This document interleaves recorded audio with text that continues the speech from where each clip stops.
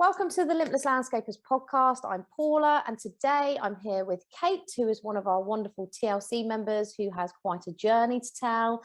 And yeah, she's going to be sharing with us all things garden design, building the business, and working with TLC. So I will pass you over. As the founder of the Landscapers Circle and the Limitless Landscapers podcast, I am here to help you get more money, time, and freedom to make your life and business truly limitless. Through my experiences as the owner of a garden design and landscaping business, and through tried and tested methods, if you want help with the marketing, managing, and growing of your business, then you are in the right place. If you are a landscaper, garden designer, horticultural business, or a supplier to the industry, be sure to hit subscribe so you never miss an episode. Now, let's get back to the show. Hello, Kate. Welcome to the podcast. Hi, Paula. Thanks for having me. No worries. So do you want to start and tell everyone who's listening a little bit about you and your garden design business? Sure. Okay. Well, I am a career changer. I worked in the civil service for many years and decided that I wanted to spend more time outside, and realised that the favourite part of my day was my commute through the countryside home, and wanted a career that would challenge me creatively, which it does, and also had a technical aspect, which it does, and it's great. So 5 years ago, I quit my job and took the plunge, did a 2-year diploma in garden design at Pershore College, and set up my business nearly 3 years ago. And here we are. So I started off with no clients and a slightly terrified attitude. And now I have a full order book. I have multiple gardens being built this year. And I have never regretted it for a second. It's absolutely brilliant. Cool. And basically, yeah, you went from sort of coming straight out of a college diploma, yep, to setting up your business, and yep, then you found TLC. I did. And I've spoken to a few garden designers this week, actually, our lovely TLC members, I hasten to add, who all had a very similar thing. So they came out of their diplomas or their courses at various colleges that they went to. But then they just didn't know what to do, because they then had to try and develop this business. Is that kind of how it was for you? Absolutely. So I was finding that I was struggling to get my name out there. I didn't know what kind of marketing I needed to do. I printed off a lot of flyers, most of which is still sitting in my garage, because as I found out through TLC, that's just really not a great way to do it. And I signed up for a masterclass because I was thinking, I don't know what I'm doing. Signed up for a masterclass with TLC, took loads of notes. And then at the end, you said, oh, is it Instagram a picture of your notes? And the person, we will pick somebody to have 6 months free membership to TLC. And I thought, oh, well, what have I got to lose? And I Instagrammed my picture, and lo and behold, won. So that's how I joined TLC, because I started out with, obviously I didn't have any investment capital. I started out with just what savings I had. And I was in two minds whether I could afford to join a group, and very quickly learned that it was completely invaluable. And I've been a member ever since. Yeah, Kate's one of our, I like to call them the alumni members, who's been with me since the very beginning, when it was just me and Charlotte and some ideas and some master classes going out into what it is today. But yeah, I remember we used to have, we do have group coaching every month, and you've been one of the attendees from the start. You rarely miss a month. I know we all do sometimes, but you're pretty much there almost every time.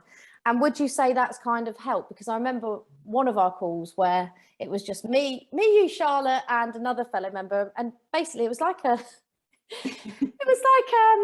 counselling call, really, because I think everyone was really down. I can't remember whether we were in lockdown at that time, or it was a time when everyone was quite unsure of everything. Confidence was really low. And I know we just ended up chatting. Yes. Well, I think that's actually one of the most beneficial aspects. We do talk about technical stuff, and we talk about questions and specific things. But I think one of the best things is knowing that there are people out there who are in the same position as you, and it's almost like companionship and professional support. You know, it's not, you know, we're not moaning about personal lives or anything like that. No. We're talking about business stuff. We're talking about design. We're talking about landscaping challenges and opportunities. But it's knowing that the other people have the same issues as you, and knowing that you can, it's like a safe space, isn't it, to talk about, I'm really worried about this aspect. I'm not sure about how I handled this client. It's absolutely brilliant. Sometimes it's just a chat, and sometimes we talk about quite technical stuff. It's very responsive to what people need. Yeah, I always come off the calls really excited, and I'm like, and then I might send an email if someone's having a real bad time, or if they need some extra stuff, and it's like, oh, I love my members. I love a group coaching session. You get to talk to people, don't you, in the industry, like you say, going through the same stuff.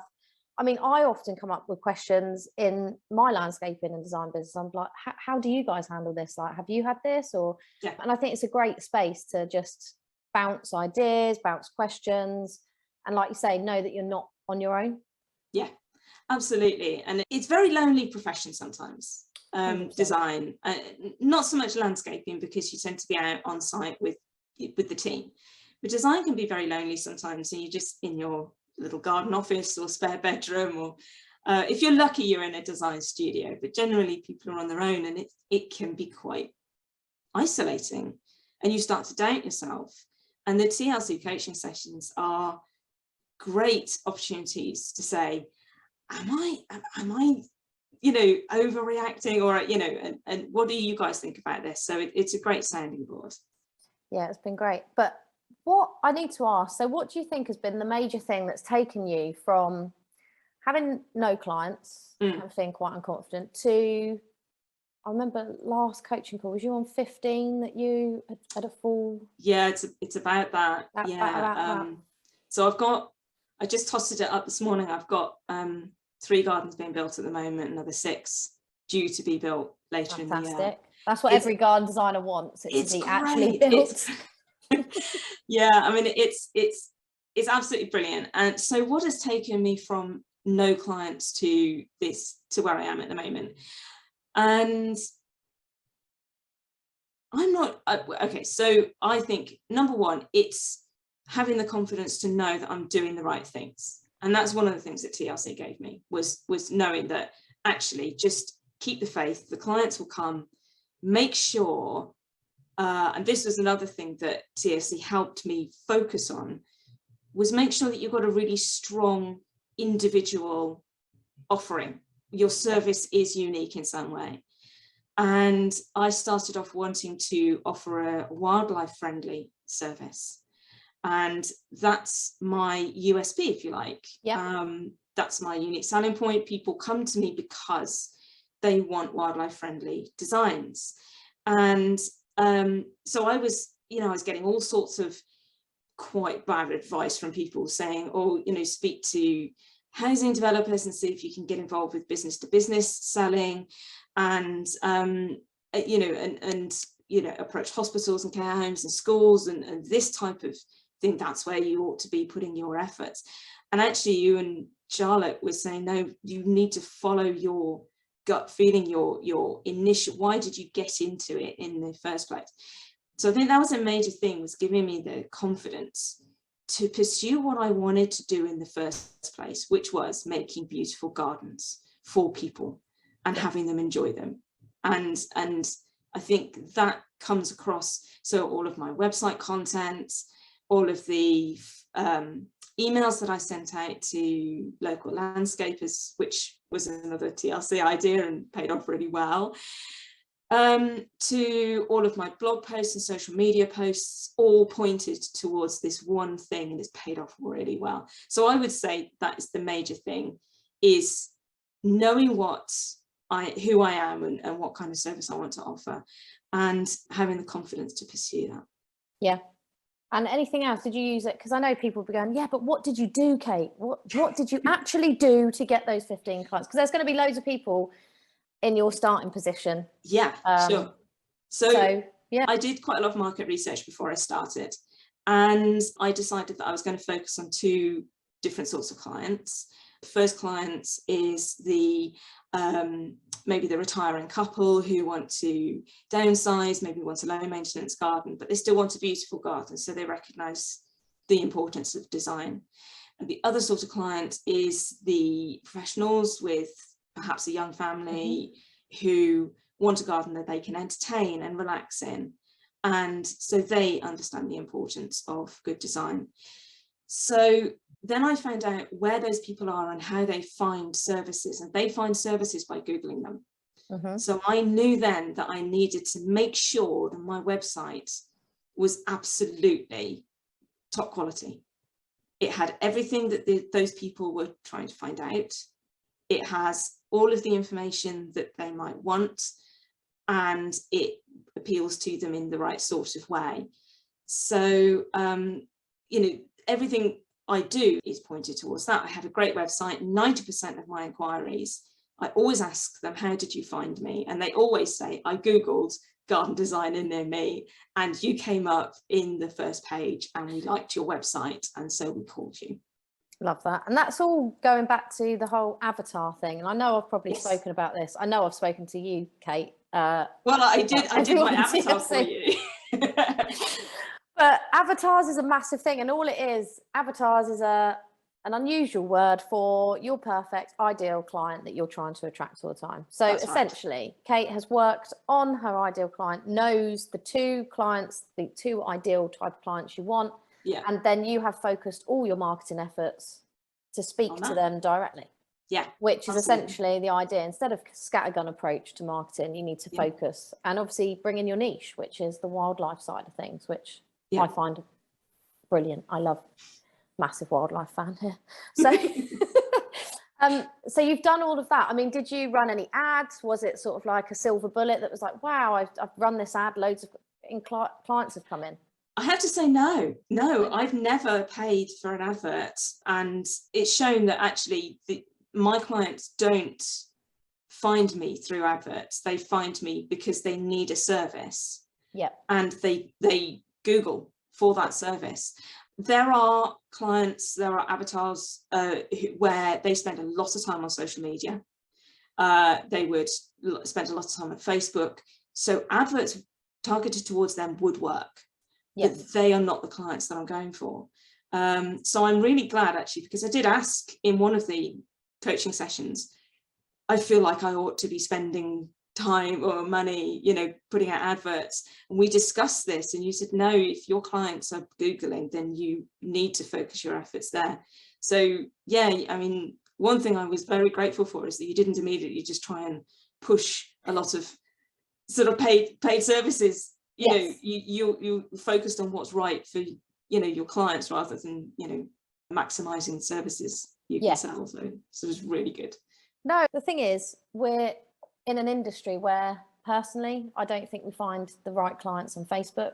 Other people disagree with me, and probably maybe if you're targeting that type of client, that type of income level, and expenditure, I suppose, that you're looking for, then fine. But as a high-end landscaper and a niche wildlife garden designer, I can't see us finding our clients on platforms such as Facebook.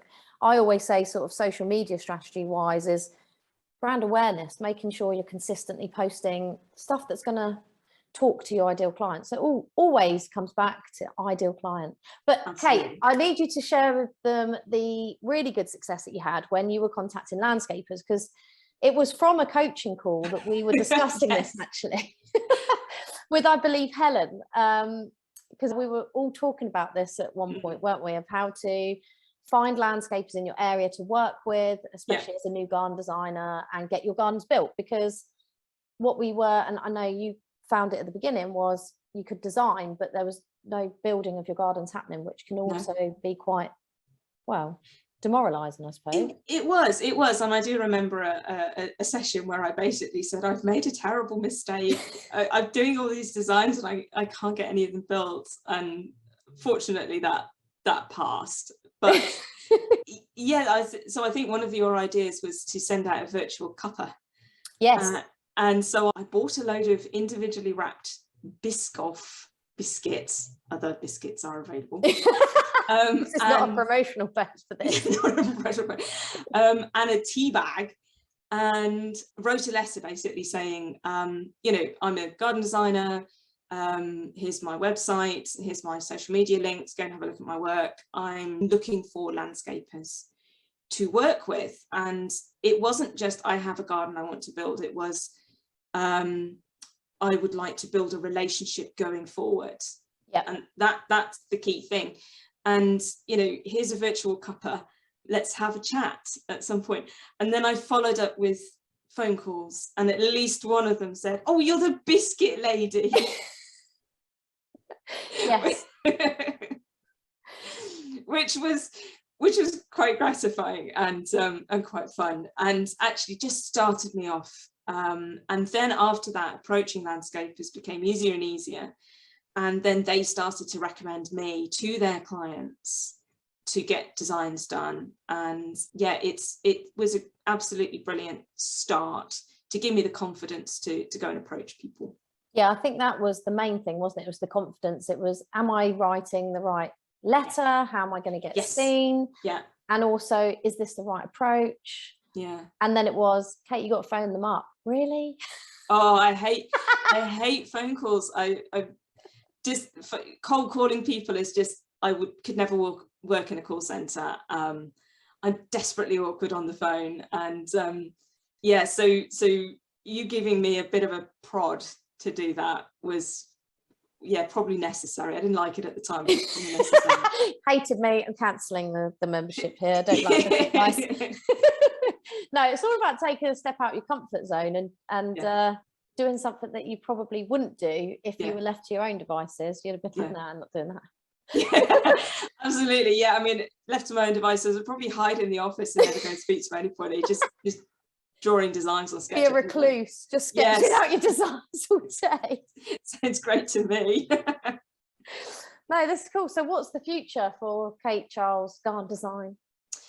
So I am currently, I'm always trying to improve my service. So I use SketchUp and I design online, you know, in the computer, so I don't hand draw.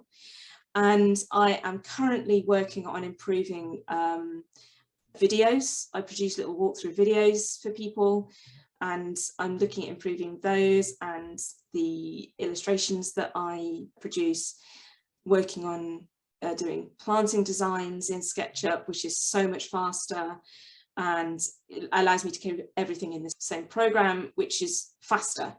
So I want to be able to work for more clients at the same time, but I don't want to drop my level of service. So I'm working on getting more efficient and outsourcing as well, everything that isn't design. So it's basically, it's developing the business so that I can maximize the number of clients and the quality of the service that I'm providing. Yeah. Because, you know, I love what I do and I want to do as much of it as possible. Of course, we want you to as well. And we are here to support you on your way. And what would you say to anyone who was in your position initially and they had no clients or were worried about getting more clients or anything? What would you say to them? I would say that you need to focus on who you are trying to communicate with. So the client avatar is absolutely the most critical thing to get in place. And once you know who you are aiming towards, then you can make sure all of your messaging, the way that you communicate with them initially is your website and your social media. That's how they choose to contact you. So then you can make sure that all of those things are absolutely top quality. I would say that the clients are out there and you need to keep your faith, keep the faith that they will find you. And clients that find you rather than you finding them are the best clients because they want to work with you. That's the first thing. The second thing I would say is that make sure you are the best garden designer in your area. So make sure you have the best qualifications, the best experience, the best knowledge, you offer the best service. That is the way to make sure that the clients will work with you rather than your competitors. Oh, once they've found you. Yeah, 100%. And if you want help with any of that, come over and join TLC. Definitely. We're here to support you. Yep. You get to see Kate on the group coaching sessions. Yeah. But yeah, if you are interested, Kate also has a Facebook page for garden designers. I do. Remind me what it's called. It's called Garden Design Professionals. I did know that, but I didn't want to say it in case it's wrong. There are a few with similar names, but Garden Design Professionals is the Facebook page to go for. And please answer the membership questions. That's all she's asking. Just answer the questions. Yes. But come over and join. I'll put links to Kate's Instagram, website and Facebook page and group on the podcast notes. If you guys want to join TLC, the doors close on the 31st of May. And essentially, then it will be closed till at least sometime winter, when I've redeveloped and improved and made it even better than it already is. So if you want to join, there's a link in the show notes that you can go to, and you can book a discovery call with me. And yeah, join Kate and then have a really great time building your business. Yeah, fantastic. Having a fun time. It's a great group. Thank you, Kate. And thank you for taking the time to come on the podcast. It's been awesome. And I'm pleasure. hoping the guys that are listening take something from what we've talked about. There's loads of stuff you can take away, but at least one thing would be fantastic. Yeah, absolutely. Cool. Brilliant. Right. Thanks, guys. And I'll see you next week on the next podcast.